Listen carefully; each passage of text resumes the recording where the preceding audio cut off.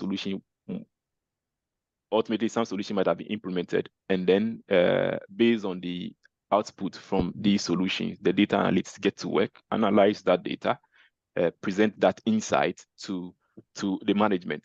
Now, for analysts, you're looking at being able to communicate and present properly.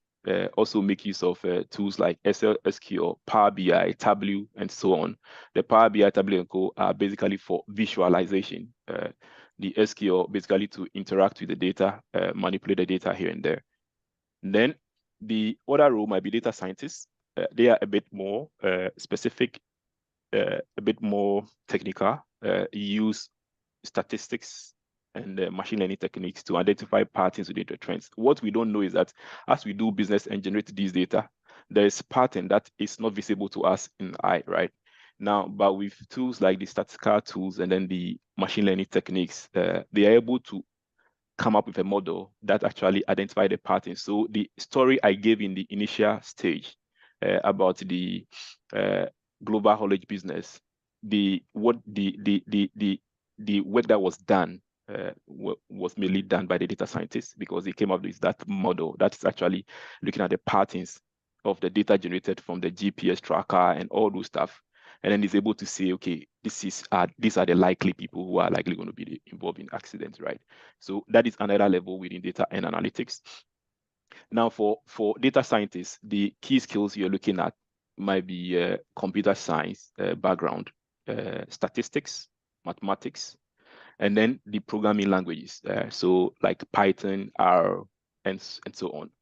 Now, that is where most of the data scientists actually fall in.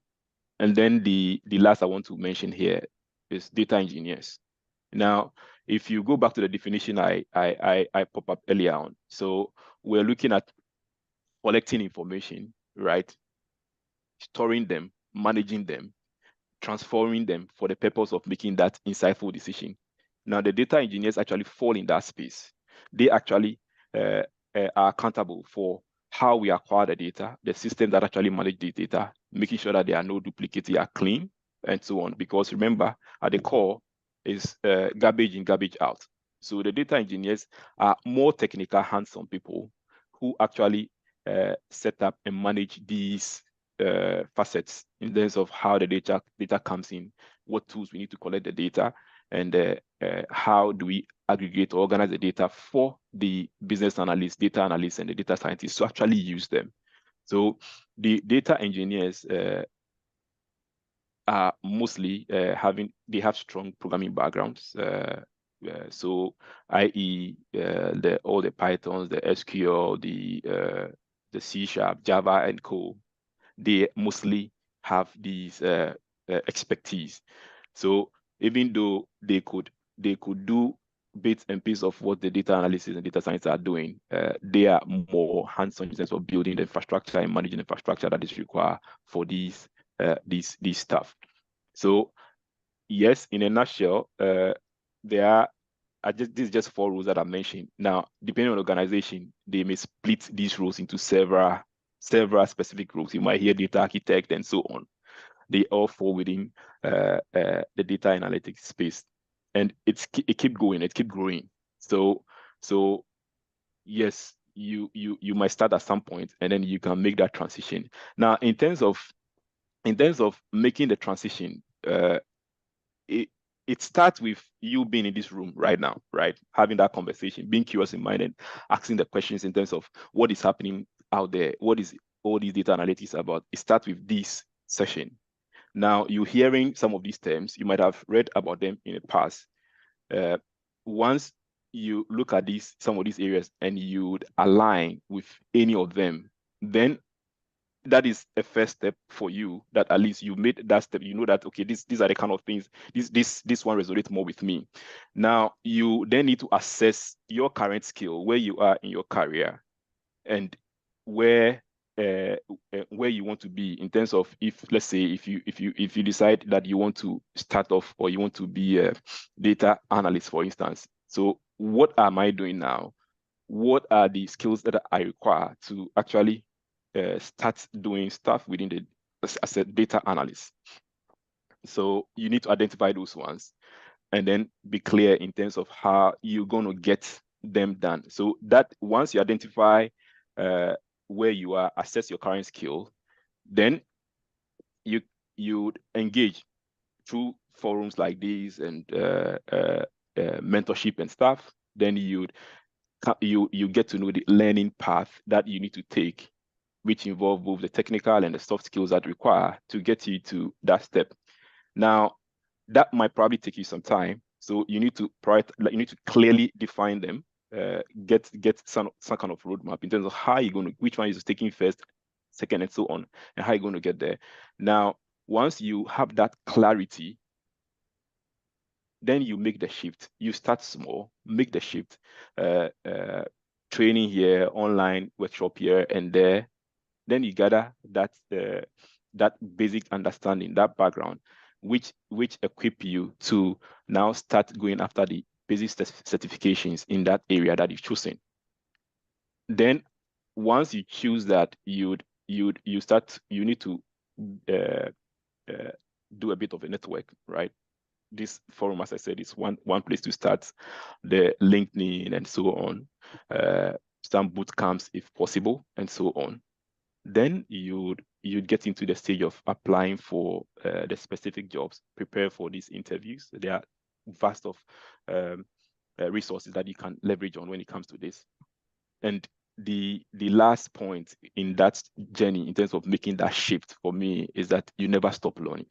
You don't stop learning. It's a continuous learning, because some of us have made the shift several times based on where we're standing, depending on what we want to achieve at a certain point. And it is all because of that continuous lookout and learning that you can make these quite smooth and easy for yourself. So I've just tried to summarize it. Bear in mind the kind of the time that we're running against and stuff. But then, Victor, happy to take anything else that I need to, if you need me to clarify something further. No, I think you've made a good point. I think one thing that sticks for me is that even when you get to a point where you've learned it, you need to have continued learning, right? So continuous learning is key for you to actually stay on top of your game in the data analytics space. Thank you, Mame, for sharing that valuable insight and also letting us into your experiences as well. We've been discussing about data analytics or almost for a long time now during this section. I think we need to look out the other areas, other fields. Cybersecurity, I think, is something that most of us may be interested in learning. We want to understand what exactly cybersecurity is all about. We want to understand the skills that are needed to be a cybersecurity analyst or consultant. We also want to look at probably if there are qualifications that we can get, certifications that we can get, around these areas, and probably one practical application of cybersecurity in several industries as well. So at this point, I'll be inviting Peter Chibuze, personable Peter, to walk us through cybersecurity area. Yeah. Yeah, can you hear me? Yes, we can. Yeah. I can hear you. I think camera seems to be acting up. Okay. Yes, so cybersecurity is also okay, so cybersecurity pretty much is the protection of assets, the network and all that against cyber attacks, right? So okay, so for example, we all use mobile phones, we all have email accounts, we all have bank accounts, we all have we all interact with some level of technology at different times. Your phone, your laptop, your account, your email and all that. Just imagine for a second, I don't know if anyone has been a victim of this. Imagine for a second that somebody somewhere uh, gains access to your bank account and wipes up your money. Or for example, your email account gets compromised, and your all the communications you've had, all the files and documents you have in those emails and all that gets leaked out to somebody that's not supposed to have access. what they would normally do is they would, use that information against you. They would sell it and all that. So cybersecurity is just it's the way to protect those kind of information from being accessed by somebody else. So we have cyber attacks. We have people, organizations having their data and information leaked by some third party, or I think okay. So there have been several instances of different organizations, even within the UK and outside of the UK, where you hear maybe due to one issue, one vulnerability in their system, an attacker, exploits that, and they're able to access that organization's information. So a good example, not to scare you, is, so for example, there's an organization in the UK that manages, different data of people, health data of people. That organization got compromised, and several thousands of information got accessed by these threat actors. Now, what that tells you is cyber attacks happen every day, every second. It's just like the way we sleep and breathe. There are people out there that want to get your information because data, like Mohammed said, is key. They can use that data to, do several illegal stuff. They can get your money. They can get, so those kind of situations, those kind of would be circumstances are what cyber security tries to protect against, right? And then you have uh, uh, several disciplines, several roles within the cybersecurity space. It's very broad. There are several roles. For example, you have security analyst, the same way you have data analyst. Security analysts, what they pretty much do is they, monitor and analyze different organizational infrastructure. So, okay, not to sound too technical. So, for example, your phone, for example, your network, your mobile network, the companies managing or providing you those services, they have people at the back end monitoring their infrastructure, monitoring their systems, right? To be sure that, okay, everything is working the way it should work. And in case if maybe there's an issue or if there's a vulnerability within their system, they quickly pick it out and try to, resolve or resolve it or address those kind of concerns so that it doesn't get exploited by attackers.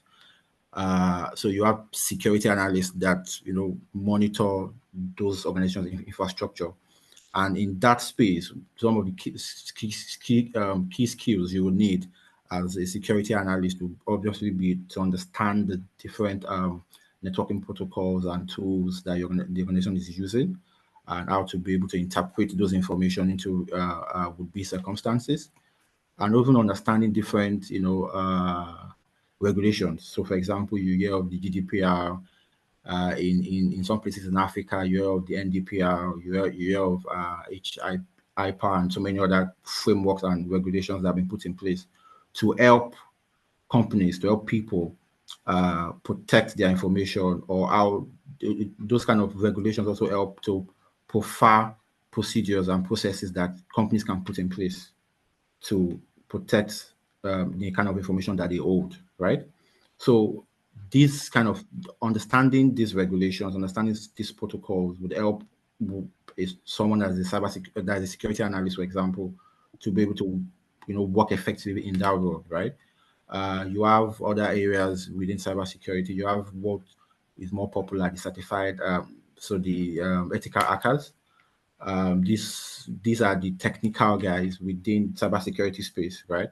What they do pretty much is to, test organization network, test organization applications to see if there are any vulnerabilities, if there are any loopholes within their systems, and then they provide that information to the organization so that they can, mitigate, so that they can, resolve and address some of those issues that they've seen, so that an attacker or a bad person would not come in to exploit those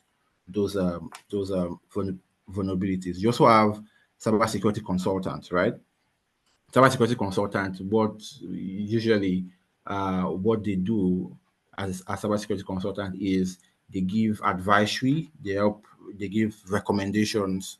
They give more like what companies would do to mitigate or to help them develop their systems and structures. So that is also one area of cybersecurity that that is also growing, and also that is currently within that space. You have cryptographers. These guys, what they do is they develop algorithms, right? They develop different protocols to help secure organization, data and communication. And in this space, you will need different skill sets. You need to understand different frameworks, different tools, different algorithms that will help you, or that will help that individual, become a better person within the space of cryptography. So there's several roles within cybersecurity. For example, you also have people that respond to incidents, right? They call them incident responders. Uh, what they do is they investigate security incidents. So, for example, if your bank account got hacked, you would call your bank to say, "Oh, this has happened to my account. I need help with resolving this." Those the people that will come in to help even understand what the situation is and help, see where see what the issue is and try to investigate what would have led to that. Those are they those are people that will cause incident responders. So there are different levels within that. You have the first level, different levels of depending on how critical or how sophisticated the breach is, right? You have security architects, security engineers. So within the cybersecurity space, just to give it an high level, just covered on an high level, there are several roles, several disciplines within cybersecurity.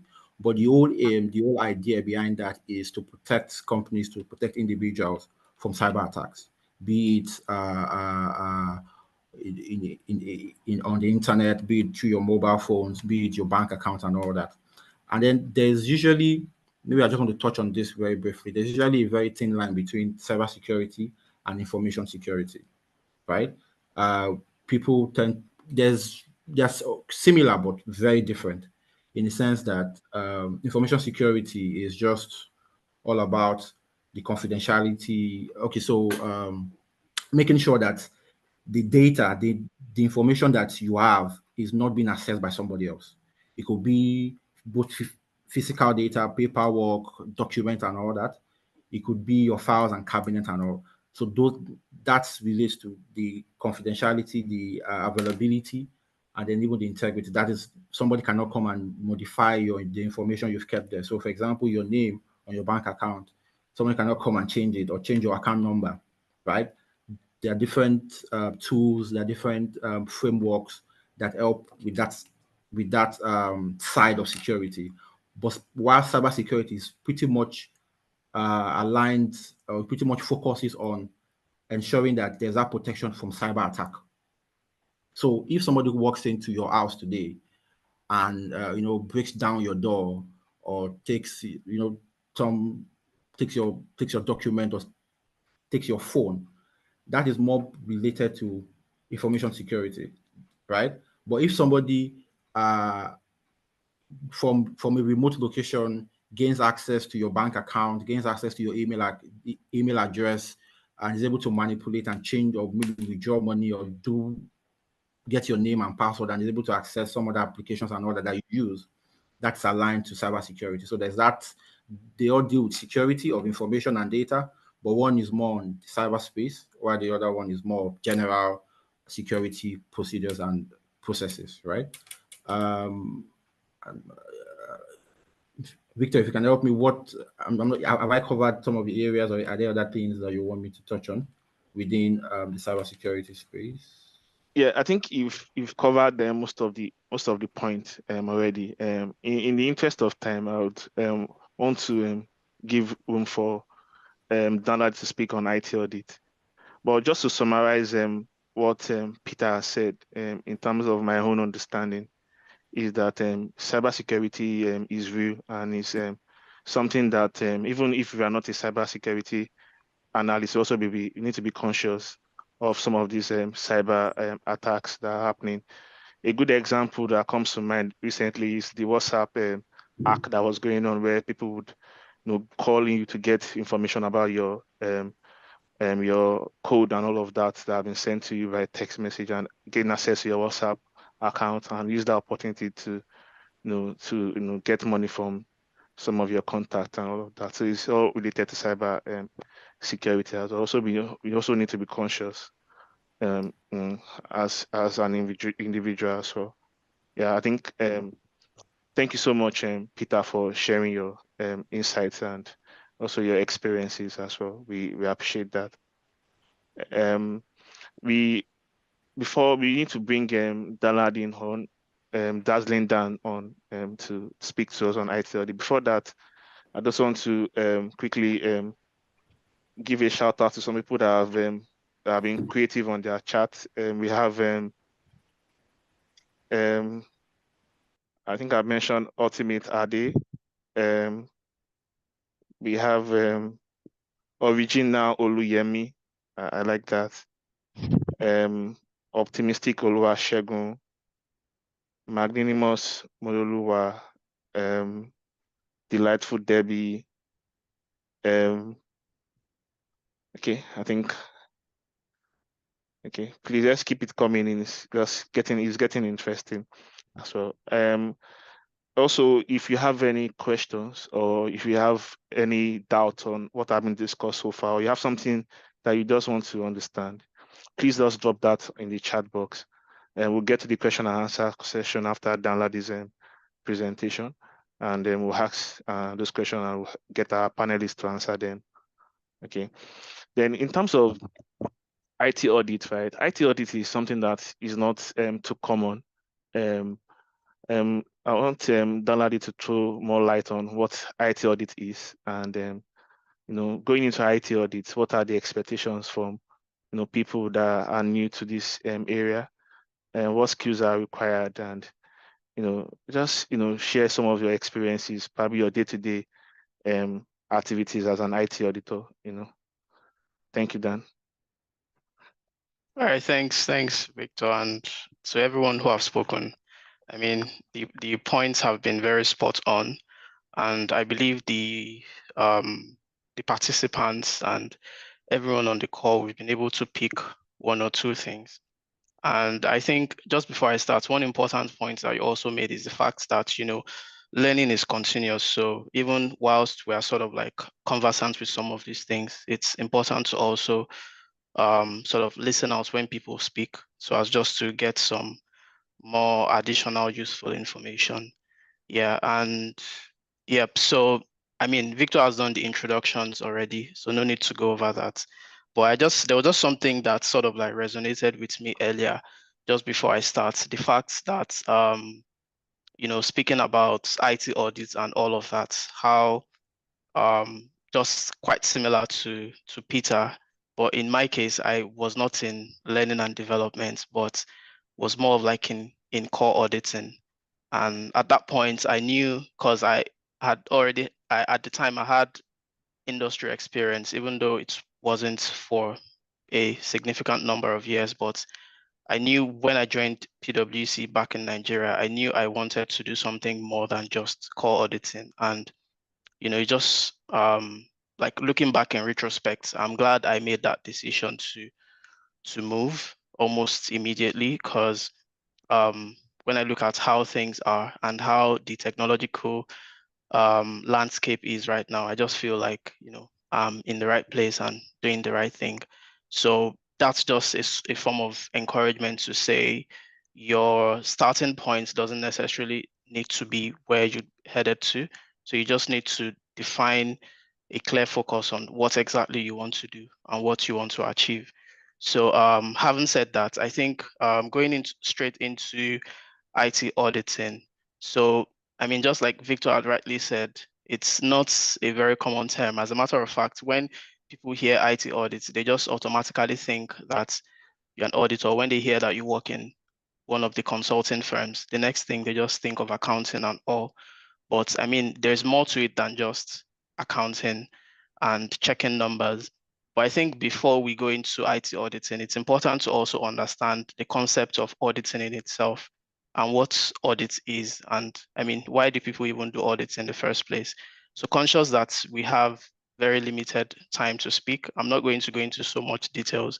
And similarly, I'm not going to use very technical language. So if you hear me say something just very basic, it's for the purpose of this seminar, right? So I think for auditing, basically, it's just a review of a company's financial record, right? To ensure that those informations are presented fairly and accurately.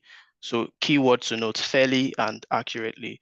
So it's not a total assurance. It's not 100% assurance. It's a reasonable assurance. That means to a reasonable extent, right? So we can't, what that means is we can't get everything 100%, but we cannot actually get it to a reasonable level that everyone is comfortable with, right? And then we sort of like looked at auditing. That's what auditing is about. Then we sort of like, okay, how does IT auditing now fit into all of these things? I mean, we've talked so much about data, we've talked about cyber and all of that, but the bedrock for any financial statement, any financial record, any financial information you see is data. And when you talk about data, not just the analytical side, we also have to look at the controls, the measures around those data, right? So IT auditing just basically sort of like evaluates the controls around information, right? With respect to certain things like the key components like CIA, that is confidentiality, integrity, and availability of data. So is the data confidential? Like is the data also in terms of that's confidentiality, in terms of the integrity, how true is the information that is coming out of a particular system where the financial information is generated from? Then in terms of availability, how easily accessible is this data? Not just accessible anyways, but accessible to the appropriate personnel, right? So, I mean, when you look at IT auditing and auditing, like core auditing, the key difference, or like financial auditing, the key difference would just be around the fact that, we look more at the controls around the data which is generated from the system.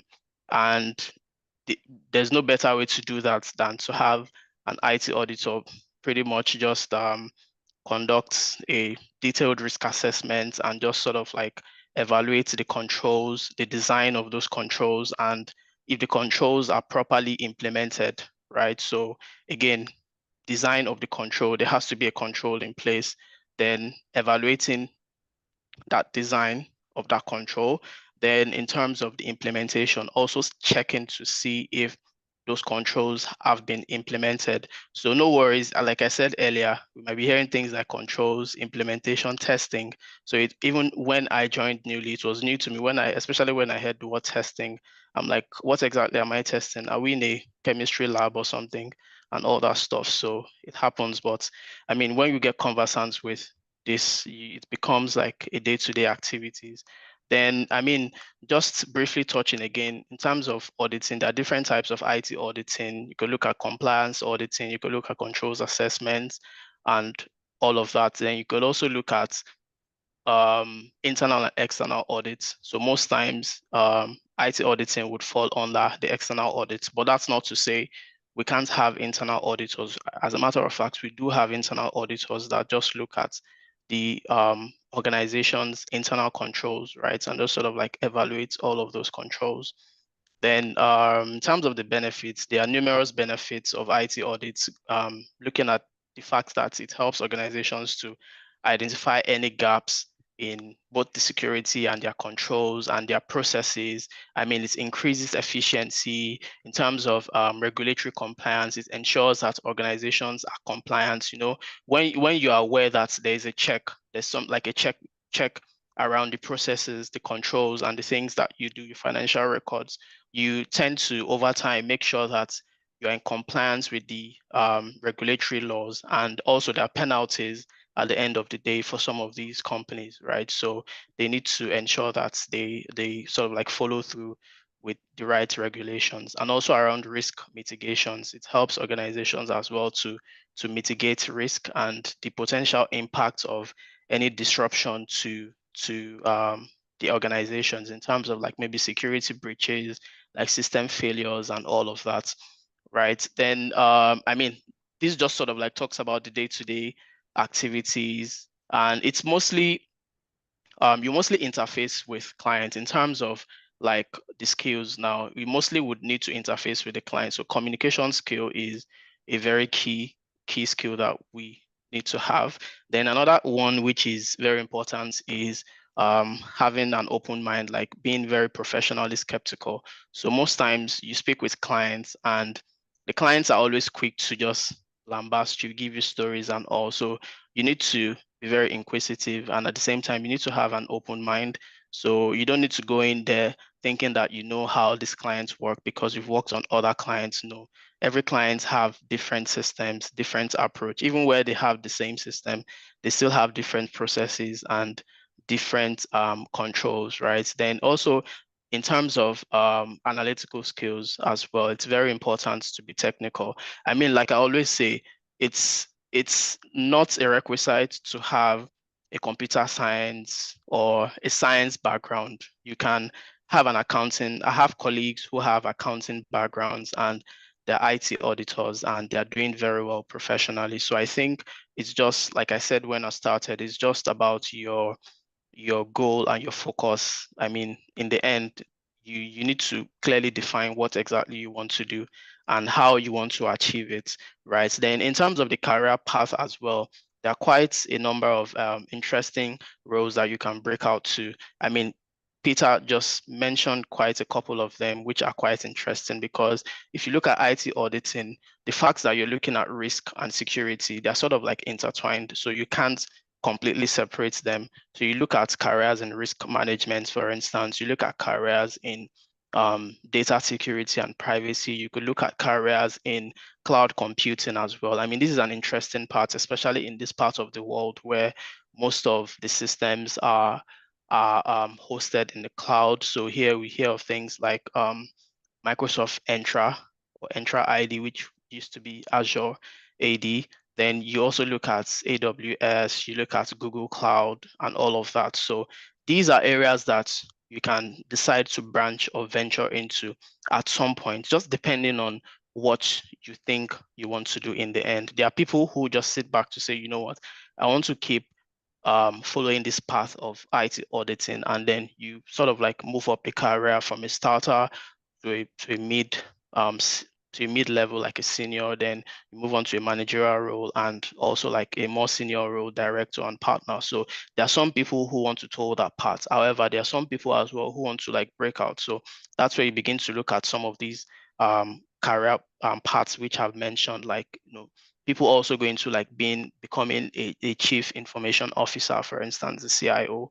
So these are like very key career areas that we can look at. And just to wrap up quickly, conscious of time, then in terms of the skills, like I'd mentioned earlier, so there's something I always say, like certifications are important, right?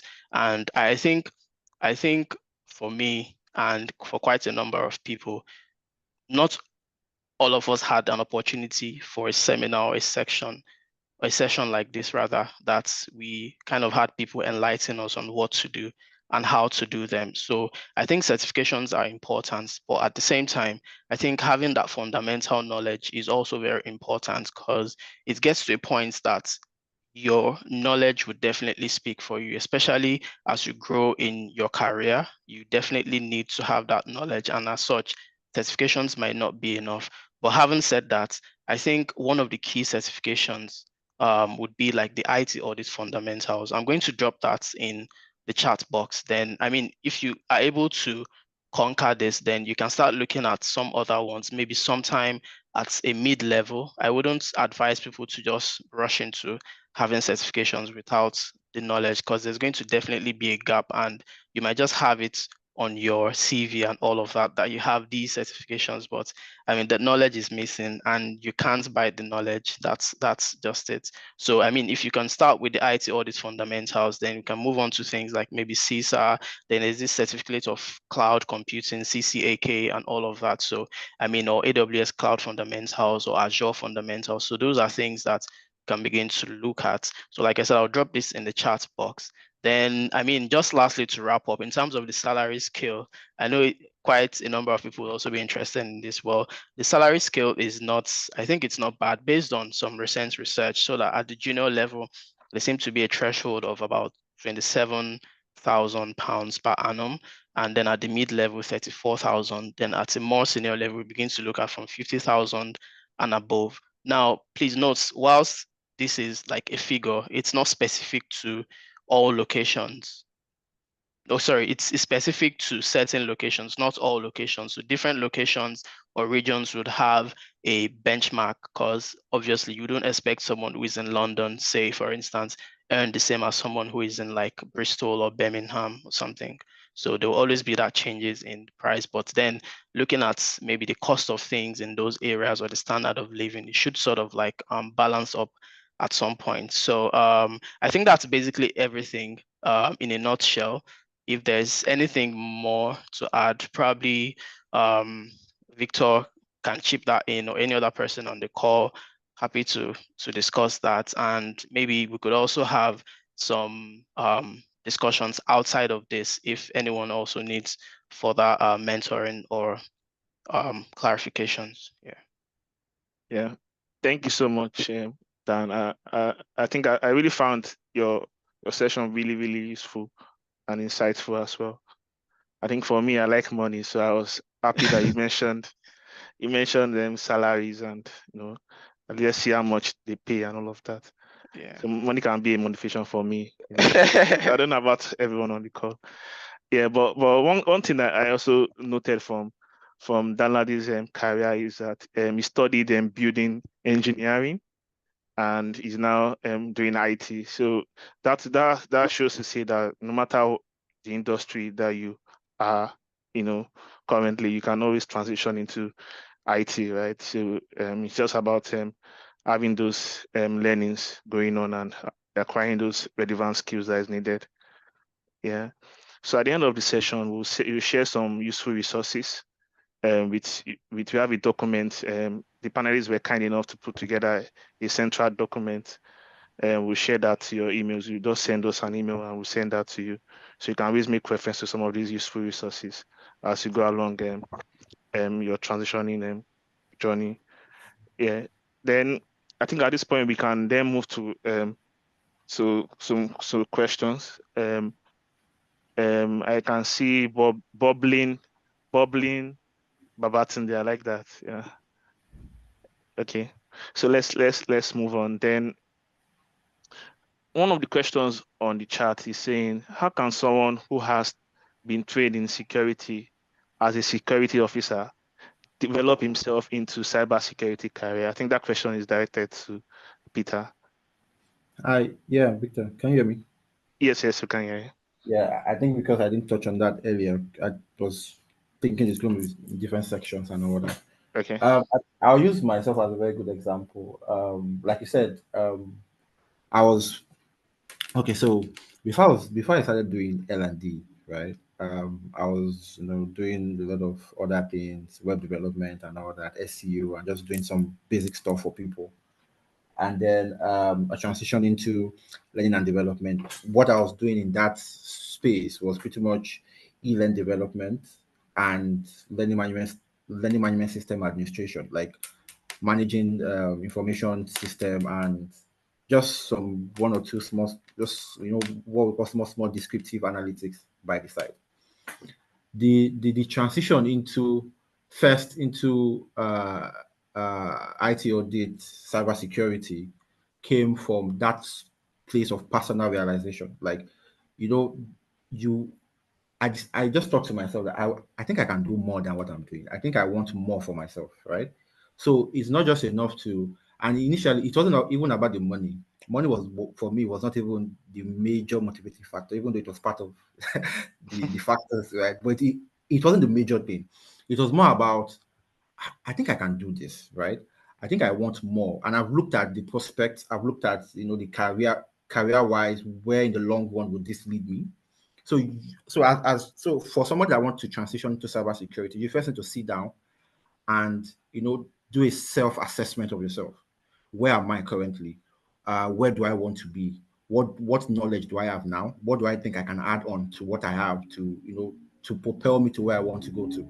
So that first point of assessing yourself, your knowledge, your experience, and all that, and then now knowing those gaps or those things that you need to add to your experience and to your skills, you then go for it.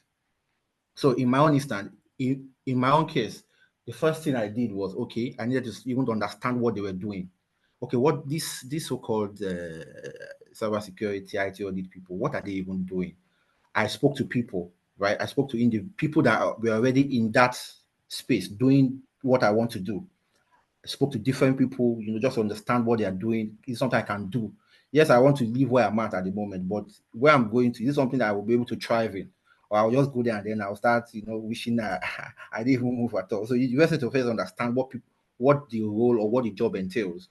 Then after you've gotten to that point and you understand that, okay, this is something you can do, this is something you can achieve, then you then go for the necessary knowledge, the certifications, the trainings, the programs, the different things that would upskill you, right? And as you're upskilling yourself, you're also, following people online on LinkedIn, following blog posts, getting different information, and then also putting yourself out there. You have to be very intentional about this. See, people will tell you, oh, it's not possible. Don't worry, just sit down where you are. You don't have what it takes. Oh, you didn't come in through this route. Oh, you're not meant to do this. Just continue. You are doing well where you are. But you know yourself. You know what you want for yourself. Nobody can tell you otherwise. Yeah, those people definitely mean well for you, but you obviously know what you want for yourself. You push for it, you go for it. I remember, in fact, my case is a very, very funny one. I remember actually, I wanted to do so many things. I think I knew I can try with so many things, right? Show me anywhere. I will try and try. That has always been my mantra. That's been my mindset. If I find myself in a law firm, for example, today, with the necessary knowledge, with necessary skills, with learning and all that, I know I will thrive in that space. So that was my mindset, the mindset of thriving wherever you find yourself. I wanted to initially go into data analytics. I kept hearing no. I was keep myself doing a lot of things. I kept hearing no. Okay, no problem. Then I switched into, okay, what other things can I do that I know I will excel in? Okay, and then I moved into IT audit. From IT audit, I found myself doing data privacy assessment. These are things that before actually doing the practical work, I'd read up, I'd learned about, I've watched videos. So when I find myself doing it, it was more about applying my theoretical knowledge into my practical work. You get, and then you have people to talk to, you have people to to leverage on. People, so you need to keep networking, you need to keep talking, you need to be aggressive about it. People will tell you no, people will tell you it's not possible, but you know what you want for yourself. Talk to relevant people, read up materials, resources, do trainings, do exams and different things just to upskill yourself, and then put yourself out there, put it in your CV. Be particular about what you want. Talk to people. This is what I want to do. I know I can do this. I have this knowledge. I know I can, that's it. And you will be shocked at how the world will work for you. It would give you have that room. Definitely at some point you will get the opportunity to even, okay, you say you can do this. Okay, let's see you now. Let's see you even thrive in it. Let's see you do something in this life. And then before you know, because you've trained, you've prepared for it, when you get in there, you see yourself thriving. So for me, what I would tell this individual is, yes, you already have the security knowledge, you already, in terms of the physical security and all that. Now you then need to go for the technical one. You need to upskill yourself, you need to read up more, you need to, watch videos, tutorials, and then start talking to people on LinkedIn, follow people, like, comment, just be intentional. Talk to people that are already in that space. I think I can do this little thing. Can I get opportunity to expand on it? What can I do better? By the time you start doing that, you find yourself at some point. You definitely find yourself there. That was how I found myself here. It's something like somebody said, "Oh, yeah, take this." No, nobody gave me it. I pushed for it. I remember having a lot of back and forth with different people because that's exactly what I want. You understand? So that's my advice to this person. Talk to people, be intentional about it, read up, do exams, do certifications, be skilled, upskill yourself. And then when you now find yourself in that space, when it's not time to to practicalize what you've learned, it will be easy for you. Because obviously no man is an island. You learn from people, by talking to people, by reaching out to people and getting more upskilled, and don't just relax, don't just be in a place. Continue learning, and then the sky is just the starting point. All right. Thank you so much, Peter. I think that is really, really spot on. I'm conscious that we have two other panelists that need to talk to us. And I think they will be talking to us on how we can build our resumes, some practical applications in different industries of data analytics and IT. They'll also be talking to us on techniques that we can use for networking as well. So before we have that session, I think it would be good to have Mohammed's last words for us, his last advice for us before we call up this session. I think one thing that does from Peter's session, I think I need to reiterate is that we need to be passionate, we need to be intentional. We should know that we are not alone on this journey. There are people that we can speak to. You can reach out to us via email, or reach out to me or any of the panelists on LinkedIn. Connect with them, ask them questions. They're able to guide you through this journey. Yep. So I think that summarizes that. Mohammed, just in 1 minute, can you just give us your last words or your last thoughts to us? Right. Thank you, Victor. So I will just keep it simple. The time is now, right? You are here in this forum just because you're curious and you want to make that shift. Take your time. You've had a lot of information shared with you today from IT audit, cybersecurity, data analytics, and the list will continue going on. Access this information, the host of resources that we're going to share with you at the end. Look at them, and then identify the one that resonates with you more. Make plans in terms of where you are now and how to get there. And then be intentional, just like Peter said, in every step the way, right? And don't stop learning. I think that's where I'll stop. Don't stop learning and continue doing that, and hopefully you probably get what you want. Thank you, Victor. All right, thank you so much, Mohammed. Thank you, Dan Ladia and Peter. We really appreciate your time and you sharing some of this valuable insight and experiences with us. I'm sure we've learned one or two things, and we've taken the key takeaways as well from the session. Yeah, thank you so much. We are supposed to have a break, but because we have passed our time, I think we can just quickly wrap up the session by bringing in the new the other panelists on board. Yep. Okay, while we go into that, let me just check the chat and see if we have new names popping up. Okay, Gracious Grace, Outstanding Olayinka, we see you. Thanks for joining.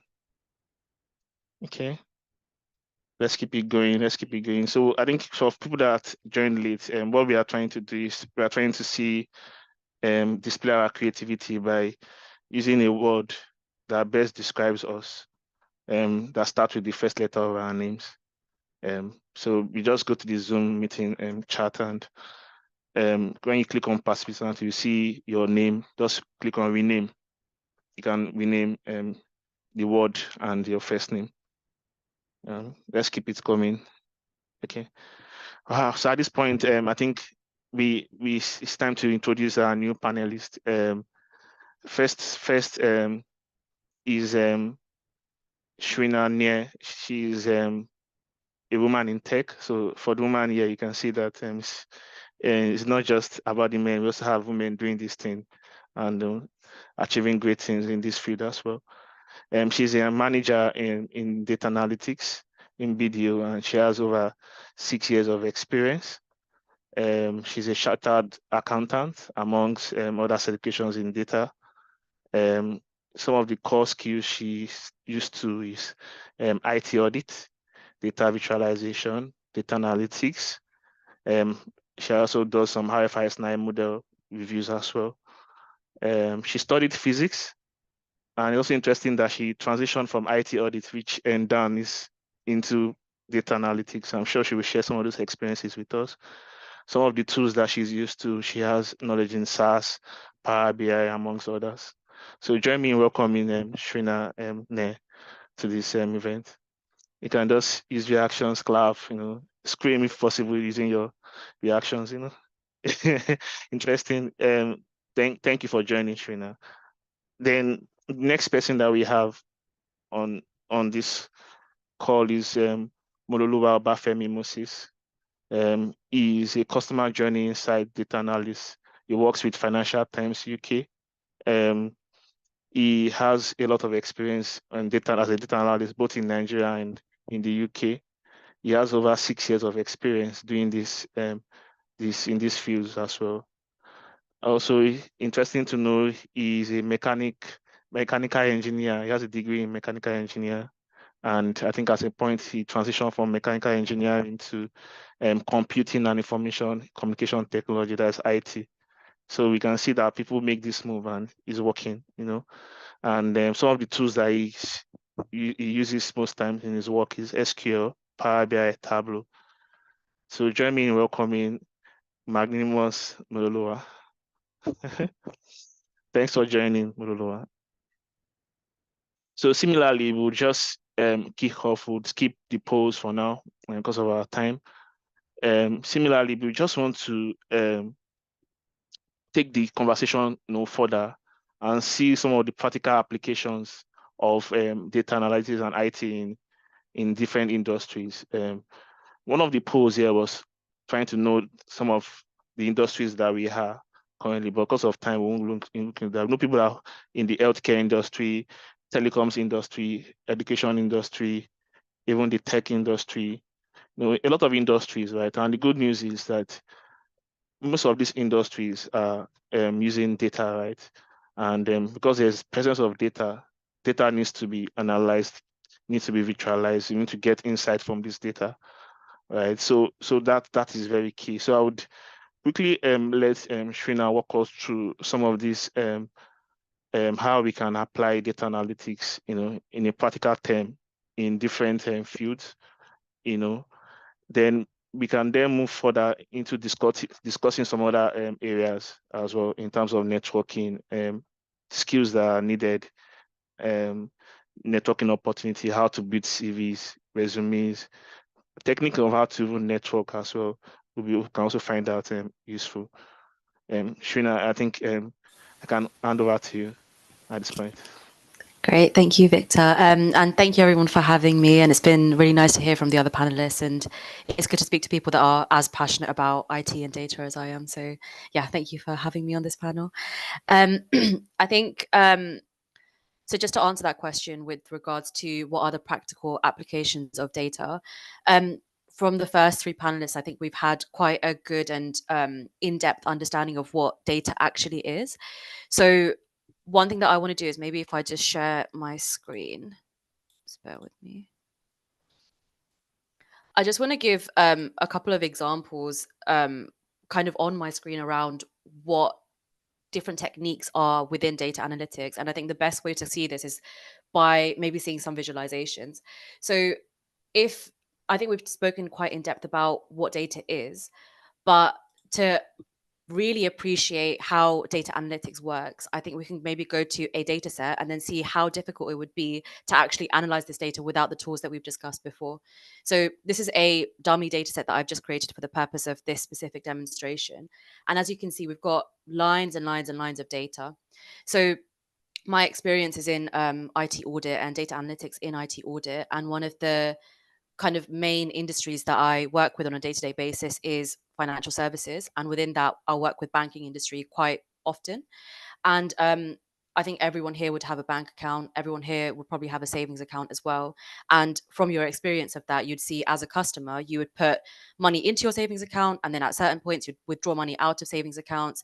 And also one important thing that would happen is that you'd probably earn interest. So the bank would actually provide you with a certain amount of interest on a monthly basis based on the balance that you have within that savings account. So that's the way that banks kind of encourage you to use their services other than their competitors. Now, if you think about it, the banking industry, let's take one example, HSBC. They've got millions and millions of customers within the UK alone, and each customer will have so many different transactions that go in and out of their account. And the reason that I want to explain this kind of background is because when you look at the actual data that supports that kind of movement within certain customers' bank accounts, the data is humongous. So a specific bank might have billions of transactions that they then need to kind of interpret and use data analytics as a language to perform the interpretation of this information. I think I might just need to share my screen again to show this actual thing. Sorry, Victor, I don't know if you were sharing your screen. If I can just maybe take over for a second. Okay. Can everyone see my screen? Yes, I can. Okay, perfect. So just to kind of get a feel of what this data might look like, this is a very raw form of what the data might look like. So as you can see here, it's not very easy to actually understand any trends or anything that might be useful to somebody that is not very close to the detail of the data. So as you can see here, there's millions and millions of records, there's different modes. Specifically, we've got customer ID. We've got a column here that says whether or not a withdrawal has been made from that customer's account or a deposit has been made to that customer's account, and importantly, the amount. So there are kind of a few different ways that you can or tools that you can use to actually drive meaningful insights into this data. And that's what I'm just going to maybe talk about for a second. So I'm just going to reshare my screen for the PowerPoint.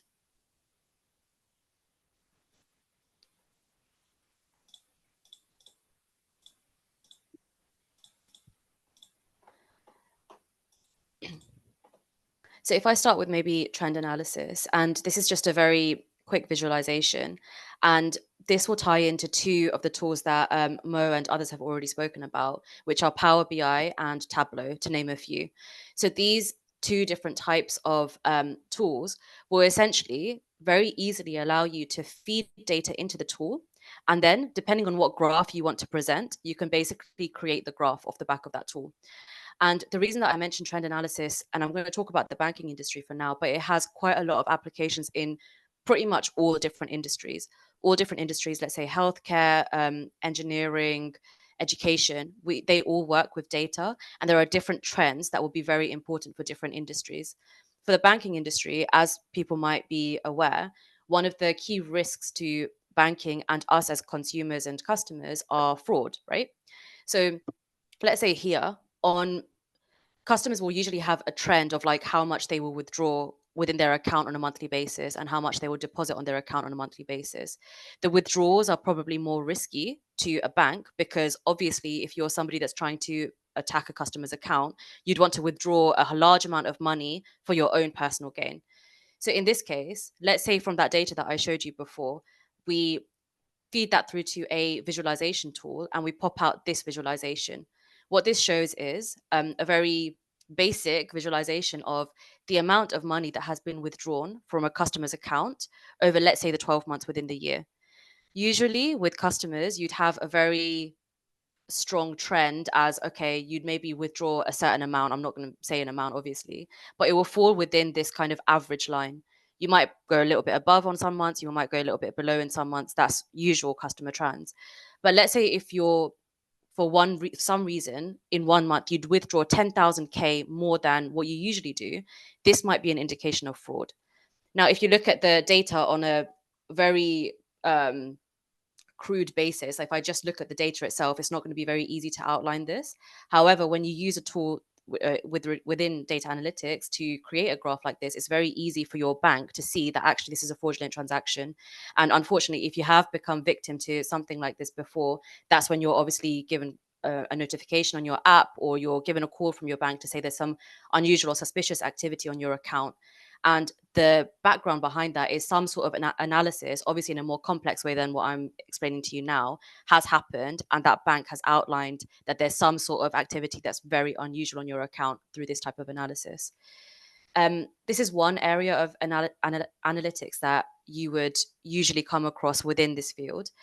The next one, which is very common as well, is data modeling. And this is where you'd bring in tools that people have mentioned before, such as SQL, Python, R. These are actual analytics tools which allow you to code logic to then analyze the data or drive value from the data in whichever way that you'd like. So this is quite a good visualization. I can't take credit for it. I did find it on Google, but what this is basically saying is, and this is not just for the banking industry, this will be every single industry. You'll have someone from the business side or the finance side. In this case, we've got the CEO here that has a business logic. Let's take this banking example now. There's in your savings account, you are charged, or sorry, you earn interest. Now, behind this interest that you see, let's say you earned £5 of interest that month, there's a calculation that comes behind it that has, again, been created by somebody from the data analytics team. So what this means is, let's say the CEO says, okay, I want to have an interest rate of, let's say, 1% to be charged to all customer accounts in my bank. Now, the calculation that happens will be in this layer here. The business logic is 1% of interest should be charged for all customers for every month. And now that data analyst will basically need to understand what the logic is and then translate that into a coding language, into a data model to actually apply this logic to all accounts. So this is where it's quite interesting, because when we say we're using coding languages, it genuinely is a language just like speaking like Spanish. So it's basically like a way to translate something in business language, which is in this case, I want 1% to be charged, or for my customers to earn 1% of interest for all of their transactions. There's going to be a way to translate this into coding, and that's through these tools such as Python and all of these other methods that people have mentioned before. So now that the data analyst understands what the business logic is, they'll basically create this model that does what the CEO is saying in this tool. And then eventually what's going to happen is, for each customer's account, there'll be a way through this model to basically provide you with the interest that you have earned. And again, I wanted to use this example in banking because it's easier to visualize it, but there are going to be very similar applications in education and these other fields that we've already mentioned, which I'm sure that the other panelists will also talk about as well, that essentially follows the same process, but just different applications of it. That's data modeling. And one more thing that I think is quite interesting, just personally for me, is sentiment analysis. I'm going to use the banking example. One thing that stakeholders within, let's say, banking industry or other industries would be very interested in is actually what customers think or feel of their bank or of their specific industry. The reason is because obviously if there's a lot of negative feedback that they're receiving, they want to understand exactly or pinpoint exactly why that is to then resolve that issue. So with sentiment analysis, it's called, this type of analytics is called natural processing language.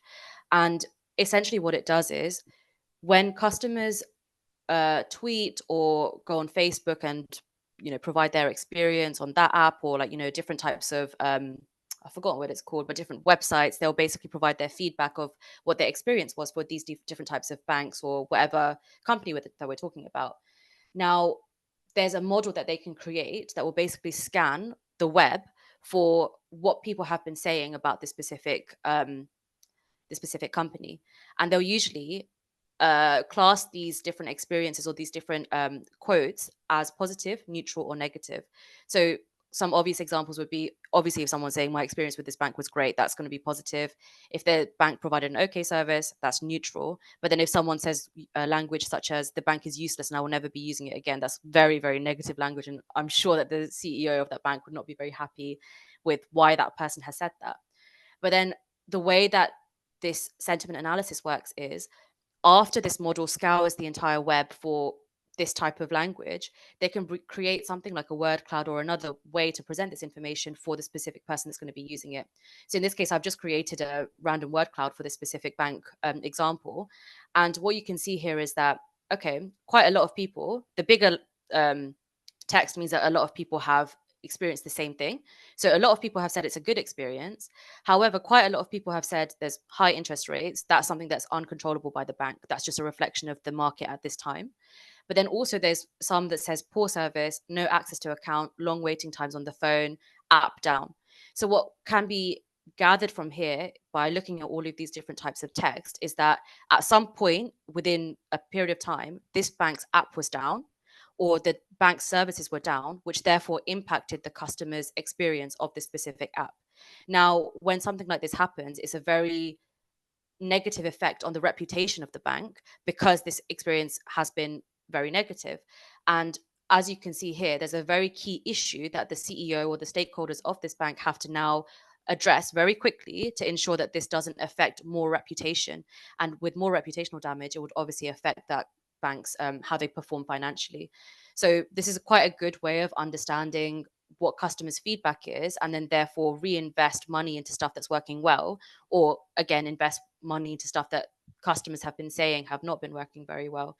And again, I use the banking example, but it's something that is used quite broadly along other services and industries as well, to kind of understand what to invest in and what to very quickly change to ensure that customers' feedback is turned positive quite again, essentially. So I hope that answers your question, Victor. I think this is quite, in my opinion, the three kind of main areas that industries do kind of use with data analytics, and some quite practical applications of where I've seen it's been used.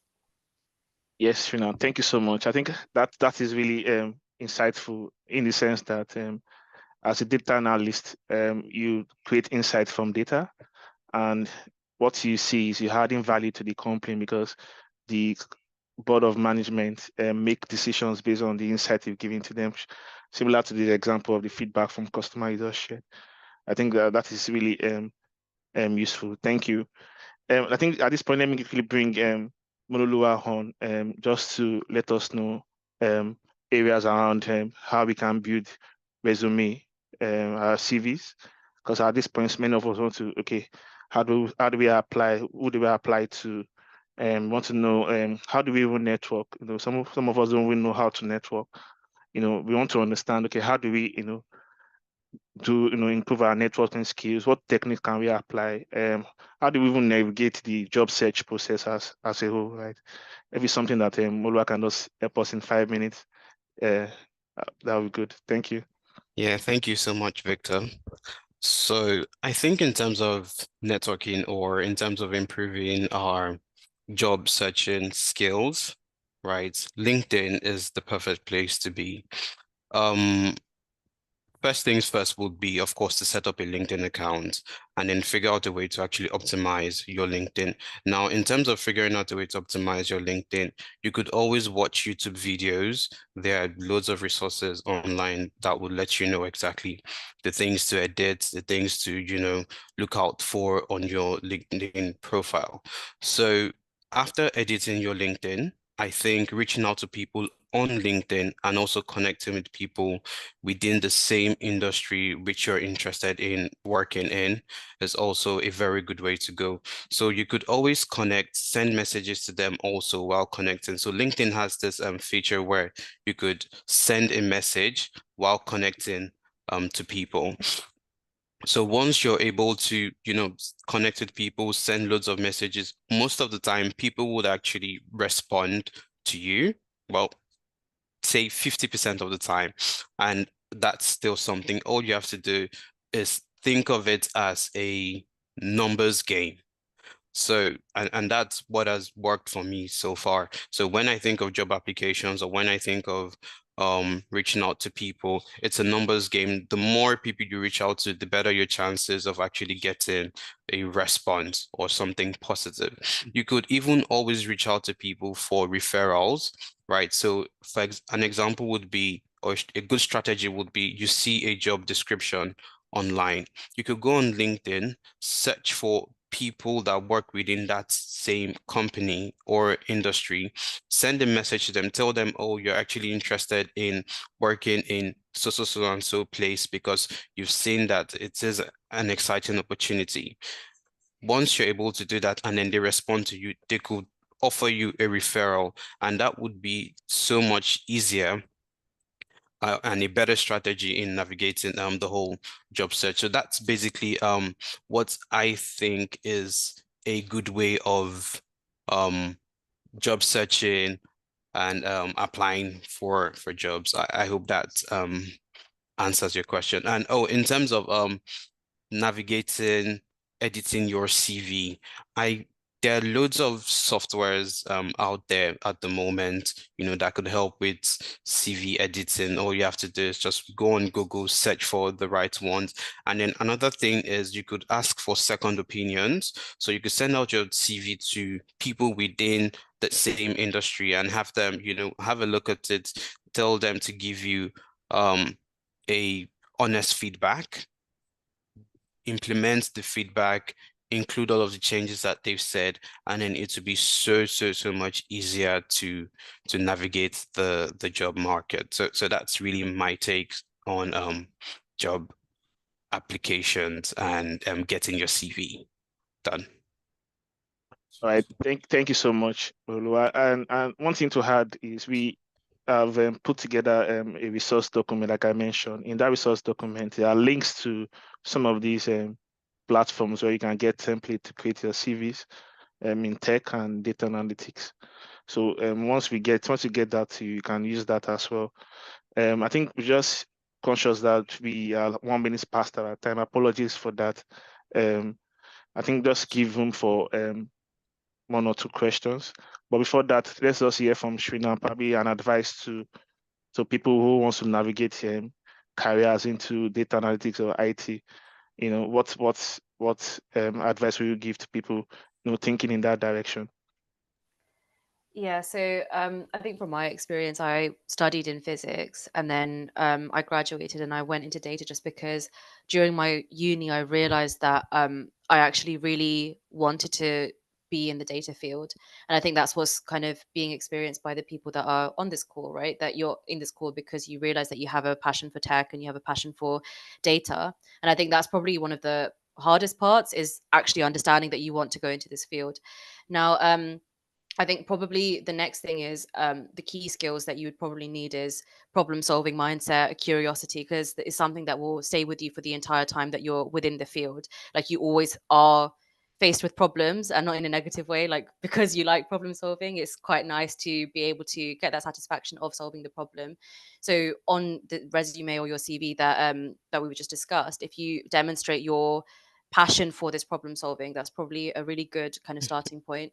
And then another thing that I think would be really useful is using some of the resources that Victor, I'm sure, will share.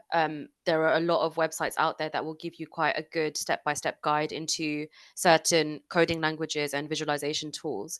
And even though it seems very daunting at the beginning because there's so much out there, there's so many different languages out there, it feels quite overwhelming when you're just trying to start or create a starting point into going into the industry. I think it's better to just take a step back and understand exactly which specific skills you want to gain first and then use that as leverage for the next skills that you're going to take. And from my personal experience, I've worked with both coding languages and data visualization tools. And I think the best entryway into actually working with data and understanding what data is going through the data visualization tool route first, because it's a little bit more intuitive to learn how to use these tools first. And then once you've kind of gained an understanding of how data works and how you can create insights from it, that's when you can go into more of the tools such as SQL, Python, and stuff like that, which is a bit more, you need to learn more language associated with the kind of like tool that you're working with. And when I say visualization tool, what I mean is kind of Power BI and Tableau. Those are a bit more intuitive to work with compared to stuff like Python and SQL, which will take a bit more time. And I think one of the main kind of advice that I can give to people that are trying to come into data is that it is a lot of time investment, but the trade-off is really, really beneficial to you. Some of these tools that you'll use is something that you'll use again and again and again. So even though there's a learning curve at the beginning, once you get through that, honestly, the benefits from it that you'll get are quite immense. And I'm not sure, Victor Mololua, if you kind of agree with that sentiment as well. Yes. We Completely agree. Yeah, I also agree with that. And I think one thing that we also need to notice, we need to put in some effort in learning, like other people have mentioned, and also show that strong passion, to be able to strive through this learning process as well.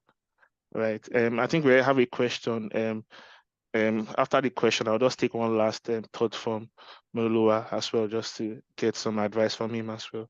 So the question is, please, how do we create a LinkedIn account for job search as a beginner? So this person is trying to get an idea of how to create a LinkedIn account for job search as a beginner. Yeah, so can I take that, Victor? Yes, you can. Yeah, okay, cool. So with creating a LinkedIn account, it's you just going onto Google and then just search for LinkedIn, and the first thing that pops up would be a link to actual LinkedIn. So click on that link, and then below it you'll see create an account. Then click on that button and then just input all of the information that's required. And that's basically how or what is required to creating a LinkedIn account. And if you need any help, you could always reach out to Victor or through the email address, or you whichever case it is, and then yeah, we'll be happy to help. Okay. All right. Thank you so much. Before we get the last thoughts from you, right? If you have any question, probably after this meeting, please just send an email to this email address currently showing on screen, training.global@gmail.com. And we'll also send you a resource document that can give you a guide, that can guide you in your data analytics or IT career journey as well.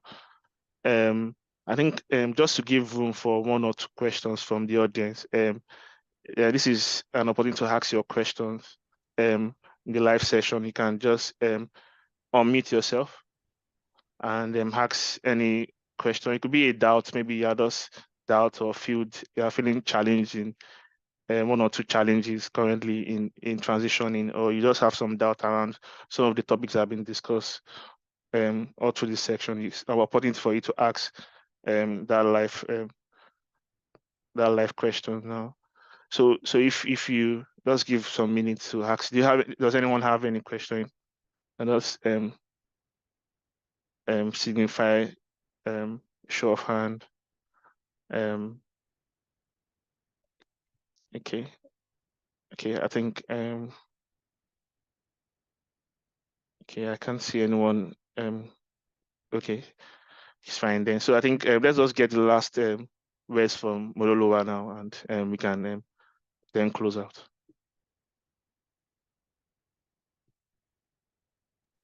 Yeah, so navigating data analysis or the field of data analytics can be very, very tricky. But the thing I would say is you have to be very persistent. The very first 2-3 months of learning or getting into it would be very challenging. I'll be very honest with you. But if you decide that this is exactly what you want to do, this is exactly where you want to be, then I think that should be a good enough motivating factor for you. A good thing too would be to identify people that are doing what it is that you would like to do, and then just reach out to them. Ask as many questions as you can. Within this field, there are no stupid questions, there are no silly questions, right? And then everyone is actually really willing to help you. So reach out to people as much as you can, send in questions, ask as many questions as you can. And I think with that in mind, it would be very, very easy for you to navigate the field. So that's essentially my take. All right, thank you so much, Molua. I think personally, I've also learned a lot. I learned the word passionate, learned the word persistent, intentional, networking, visualization, career path, techniques, certifications, and also of that insights, all of them showing on the screen at the moment. So I think it shows that there are a lot that data analytics and information technology can offer to us as individuals, as a company, in different industries or fields that we have. I think one thing that we didn't mention, even students that are new to this can also take advantage of this. A lot of new trends, opportunities, tools are being developed on a daily basis, and we need to also keep up with that trend to stay within the, for instance, on the artificial intelligence space as well, you know. So I think at this point in time, we need to call off this session, and I want to say a big thank you to all our facilitators of today, Mohammed, Modest Mohammed, Dazzling Dan, Personable Peter, Shrina, I don't know, I think Manimos Monolowa as well, and also to our wonderful audience who have been attending or who have joined the session, maybe at the beginning or during the session, but they fail to actually put in a word to describe them. I can probably help them. We have Abiodun Odunuga, Abiola, Adedamola, Adeleyo Motola, Aga, Ultimate Ade, Balogun Tunde. I think that should be the bubbling Balogun, I think. Yeah. Bubbling Babatunde, yes. Then we have Belu Sulaiman, Ben Goshin, Dazzling Down again. My beautiful wife, delightful Debbie, I see you. Then Esquit Esther, Gracious Grace. We have iPhone. iPhone was on the call. Yeah, so Tech also joined the call. Then Korede and Tosin, Manikwa Mololuwa, Modest Mohammed, Mrs. O, my sister Afure, we see you. Olorunfemi Opeyemi, Oluyemi Olorunfemi, Optimistic Oluwasegun. A big shout out to Oluwasegun. Oluwasegun is my mentor. He's joining all the way from Canada. Thank you for joining, sir. Osas Ibina Dolo, sorry for the pronunciation. Outstanding Ika, we see you. PC, okay, PC also joined. Is it Dell PC or HP or which of the PCs? We recognize and see you. Shrina also, thank you so much for joining and sharing your experience with us. Then Tech Glow also joined the call today. Thank you so much. We appreciate it. Please feel free to keep this email address. You can reach out to us. And one last thing for me is to let us know that this event was supported and sponsored by the Redeemed Christian Church of God, Glory and Connections, and it's a church for everyone, irrespective of your circumstance or your current situation in life. You are welcome to join the services and also have an encounter with God. Until we meet another time, I say thank you everyone for joining the call and enjoy the rest of your weekend. Bye. Thank you. Yeah, bye. Thanks, cheers, bye. Bye. Bye. Thank you. Bye.